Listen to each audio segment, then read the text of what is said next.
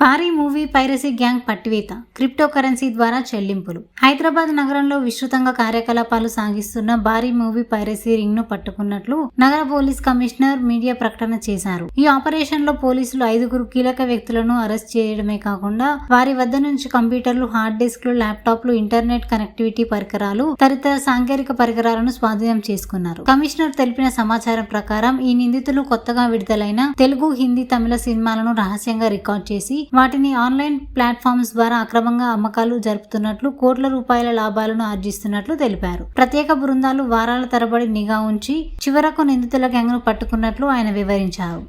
సినీ పరిశ్రమను దెబ్బతీసే పైరసీ మాఫియాపై ఎవరు ఉపేక్షించమని, పైరసీకి పాల్పడిన వారిపై కఠిన చర్యలు తీసుకుంటామన్నారు. ప్రజలు కూడా థియేటర్లో సినిమాలు చూసి పరిశ్రమను ఆదుకోవాలని పిలుపునిచ్చారు. ఈ ఆపరేషన్ విజయవంతం కావాలని సైబర్ క్రైమ్ పోలీసులు, టాస్క్ ఫోర్స్, స్థానిక పోలీస్ స్టేషన్ల సిబ్బంది సమానత్వంతో పనిచేయాలని కమిషనర్ ప్రశంసించారు. ప్రస్తుతం కేసు దర్యాప్తు కొనసాగుతుండగా ఈ గ్యాంగ్ కు సంబంధించి మరికొన్ని వ్యక్తుల పేర్లు బయటకు వచ్చే అవకాశం ఉందని పోలీసులు పేర్కొన్నారు. ఇది హైదరాబాద్ నగర పోలీసుల తరపున మూవీ పైరసీపై సాధించిన ఒక పెద్ద విజయంగా పరిగణిస్తున్నారు అధికారులు.